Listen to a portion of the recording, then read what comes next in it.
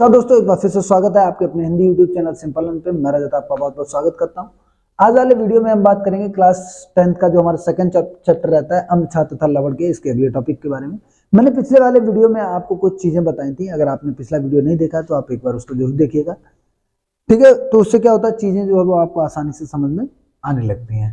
अब आज वाला टॉपिक हमारा क्या रहेगा, आज वाले टॉपिक में हम साधारण नमक के जो हमारा पहला टॉपिक है, साधारण नमक का जो हमारा रसायन है, तो उस रसायन में हम सबसे पहले पढ़ेंगे NaOH के बारे में।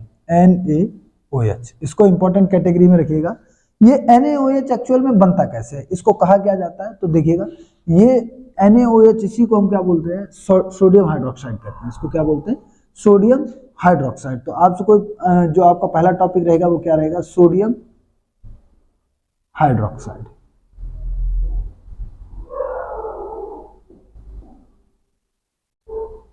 सोडियम हाइड्रोक्साइड, इसका फॉर्मूला क्या होता है, NaOH। तो आज वाले टॉपिक में हम क्या पढ़ेंगे, सोडियम हाइड्रोक्साइड के बारे में पढ़ेंगे कि साहब सोडियम हाइड्रोक्साइड को बनाया कैसे जाता है। तो सोडियम हाइड्रोक्साइड को बनाने के लिए क्या चाहिए होता है हमको, सोडियम हाइड्रोक्साइड को बनाने के लिए तो देखिएगा बनाने की विधि, एक आप हेडिंग डाल लेंगे, बनाने की विधि।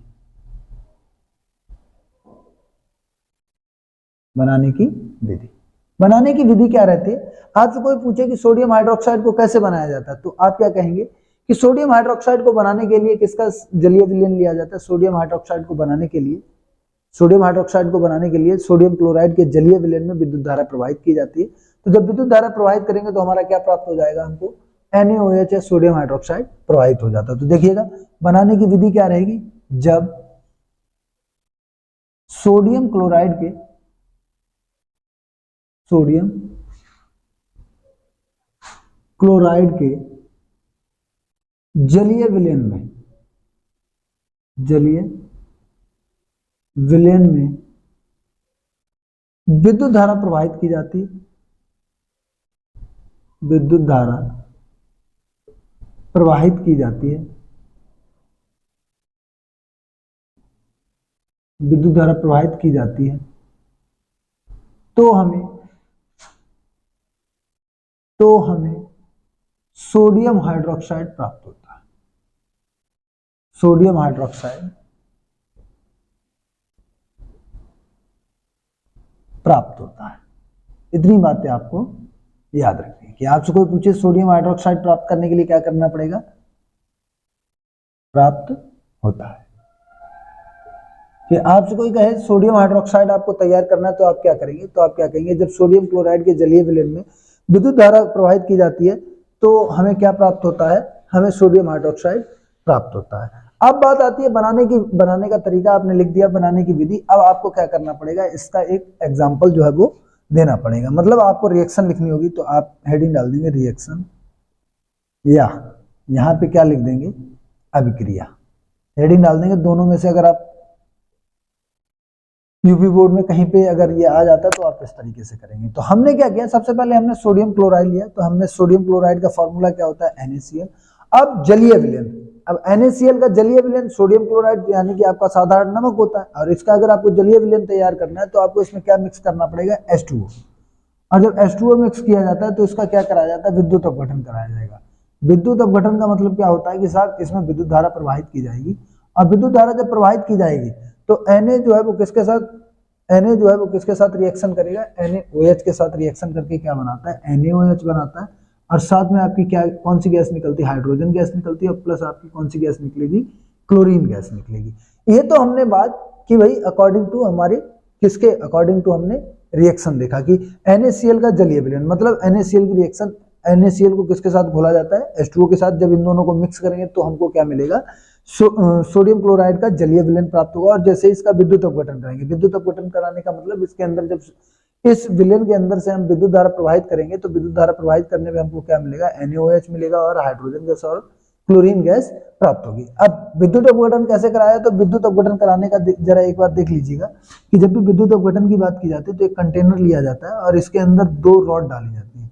एक होता है आपका एनोड और एक होता है आपका कैथोड। और जब एनोड और कैथोड में विद्युत धारा प्रवाहित की जाती है तो विद्युत धारा प्रवाहित करने की ये जो प्रोसेस होती है इसी को कहा जाता है विद्युत अपघटन। ठीक है, तो विद्युत अपघटनी विधि में एनोड और कैथोड का इस्तेमाल किया जाता है।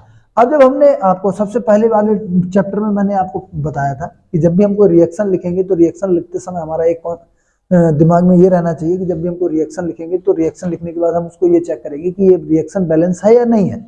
अगर बैलेंस है तो वेल एंड गुड, नहीं है तो हम उसको बैलेंस करेंगे। देखिएगा Na हमारा इधर भी एक है, Na हमारा इधर भी एक है। क्या हाइड्रोजन हमारे इधर 2 है, इधर भी 2 है, इधर कितने हैं 2 और 1 3 है, लेकिन इधर तो ज्यादा हो गया, इधर कम है। तो पहले हम देखते हैं क्लोरीन हमारा कितना है 1 है और इधर क्लोरीन हमारा कितना है 2, तो हम इधर 2 से कराएंगे तो Na हमारा 2 हो जाएगा, तो इधर भी 2 से कराएंगे। अब क्लोरीन और हमारा क्या बैलेंस हो गया, Na बैलेंस हो गया। अभी बचा हुआ हाइड्रोजन और ऑक्सीजन। हाइड्रोजन कितना हो जाता है 2 और 2, 2 बन जाए 2 और 2 कितना होता है 4, यहाँ कितना है 2, तो ये हो जाएगा 2, तो हाइड्रोजन बैलेंस हो गया और ऑक्सीजन भी बैलेंस हो गया। इस तरीके से हमारी रिएक्शन जो है वो बैलेंस हो जाती है। ये क्या रहेगा, आप इसको बॉक्स के अंदर बंद करेंगे, इस पूरी रिएक्शन को बॉक्स के अंदर बंद करने के बाद क्या करेंगे, इसको जो है अलग अलग इनके नाम लिखेंगे। ये क्या है आपका सोडियम क्लोराइड, ये क्या है आपका सोडियम क्लोराइड। इसके बाद ये क्या है आपका, ये है आपका जल। बना क्या है आपका sodium hydroxide, sodium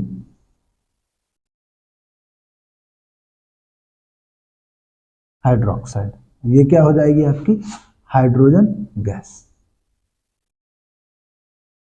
hydrogen gas. और ये होगा आपका क्लोरीन गैस, क्लोरीन गैस। एक बात याद रखना है आपको कि हाइड्रोजन गैस को जब भी चेक किया जाता है कि कहाँ पे हाइड्रोजन गैस बन रही है या नहीं बन रही, तो आप क्या करेंगे, जैसे मान लीजिए ये रिएक्शन आपने कराई कि NaCl के जलीय विलयन में आपने क्या किया, विद्युत धारा को गुजारा, तो उसके बाद जब हाइड्रोजन गैस बनेगी तो हाइड्रोजन गैस को चेक करने के लिए जब आप जलती हुई मोमबत्ती लेके जाएंगे इसके पास में, तो क्या करेगी, ये आवाज के साथ जो है वो जलेगी, आवाज करेगी। जब इसको जलाया जाता है तो ये आवाज करती है, तो ये पहचान रहती है हाइड्रोजन गैस की। और क्लोरीन गैस इसका इस्तेमाल होता है आपका लाल दवा के रूप में। अगला देखते हैं कि भाई इनका इस्तेमाल कहाँ पे होता है, इसका इस्तेमाल कहाँ पे होता है कि आपने जो NaOH बनाया इसका इस्तेमाल कहाँ पे होता है। तो NaOH के प्रयोग देख लीजिएगा कि प्रयोग में देखिएगा कि प्रयोग कहाँ कहाँ होता है NaOH का। NaOH का पहला प्रयोग होता है किसके रूप में, साबुन बनाने में। किसमें इस्तेमाल होता है, साबुन बनाने में। कि आपसे कोई पूछे कि साबुन बनाना है तो साबुन हम आगे पढ़ेंगे, इसी चैप्टर में आगे पढ़ेंगे, लेकिन आपको ये बात याद रखनी है कि NaOH का इस्तेमाल जो होता है वो कहाँ पे होता है, साबुन बनाने में। ठीक है, साबुन बनाने के लिए जो साबुन हम आगे टॉपिक में पढ़ेंगे कि साबुन कितने टाइप के होते हैं, तो साबुन वहां पे हम आपको बताएंगे 2 टाइप के होते हैं, एक होता है मृदु साबुन और एक होता है आपका कठोर साबुन। तो कठोर साबुन बनाने में किसका इस्तेमाल किया जाता है, NaOH का, और मृदु साबुन बनाने में किसका इस्तेमाल किया जाता है, KOH का। साबुन बनाने में कागज उद्योग में जो है इस्तेमाल किया जाता है किसका, NaOH का। उसके बाद अगर किसी भी पदार्थ से अगर आपको ग्रीस हटानी है, ग्रीस आप जानते हैं ना, इलेक्ट्रॉनिक्स सॉरी मैकेनिकल इंस्ट्रूमेंट्स में इसका इस्तेमाल किया जाता है, ट्रैक्टर हो गया, ट्रक हो गया, इनमें ग्रीस हटाने में। तो अगर आपको ग्रीस हटाना है कहीं से तो भी आप किसका इस्तेमाल करेंगे, NaOH का। इस तरीके से हमने इस चैप्टर में जाना कि NaOH को कैसे प्राप्त किया जाता है। तो सिंपल भाषा में मैंने आपको बता दिया कि NaOH को प्राप्त करने के लिए क्या किया जाता है। पहले तो हम नमक लेते हैं जो आपका साधारण नमक होता है, और उस नमक को पानी में घोलते हैं। पानी में घोलेंगे तो हमको क्या मिल जाएगा, सोडियम क्लोराइड का जलीय विलयन प्राप्त होगा। और उसको एक बीकर में लेने के बाद उसमें एनोड और कैथोड लगाया जाता है, और एनोड और कैथोड लगाने के बाद जब उसमें विद्युत धारा प्रवाहित की जाती है, तो विद्युत धारा प्रवाहित करने के पश्चात हमको क्या प्राप्त होता है, सोडियम हाइड्रोक्साइड। जब सोडियम हाइड्रोक्साइड बनेगा तो उसके साथ में हाइड्रोजन गैस बनती है और क्लोरीन गैस बनती है। हाइड्रोजन गैस का इस्तेमाल मार्गरीन बनाने में किया जाता है, और क्लोरीन गैस का इस्तेमाल पानी को साफ करने में किया जाता है। बचा आपका NaOH। तो NaOH के उपयोग क्या है, 3 उपयोग आप लिख लेंगे, साबुन बनाने में, कागज उद्योग में, और ग्रीस हटाने में। इस तरीके से आज वाले टॉपिक को हमने जो है वो कंप्लीट किया है। तो उम्मीद है आपको चीजें आसानी से समझ में आई होंगी। और अगर आप हमारे वीडियो पे पहली बार आए हैं तो वीडियो को लाइक जरूर करिएगा और अपने दोस्तों के साथ जरूर शेयर करिएगा। अगर आपको लगता है कि हम आपके साथ बहुत अच्छी मेहनत कर रहे हैं या हमारा कंटेंट आपके लिए बहुत प्रॉफिटेबल है, तो आप हमारे चैनल को सब्सक्राइब करना बिल्कुल मत भूलिएगा, और वीडियो एंड तक जरूर देखिएगा। आप जो भी वीडियो आता है उस वीडियो को एंड तक देखिएगा। और आपके सारे सब्जेक्ट्स पे जो है बहुत अच्छा हम लोग जो है मेहनत कर रहे हैं, और आप लोगों का भी प्रेम हम लोगों को बहुत अच्छा मिल रहा है। तो मिलते हैं आपसे ऐसे ही अगले वीडियो में। जय हिंद, जय भारत।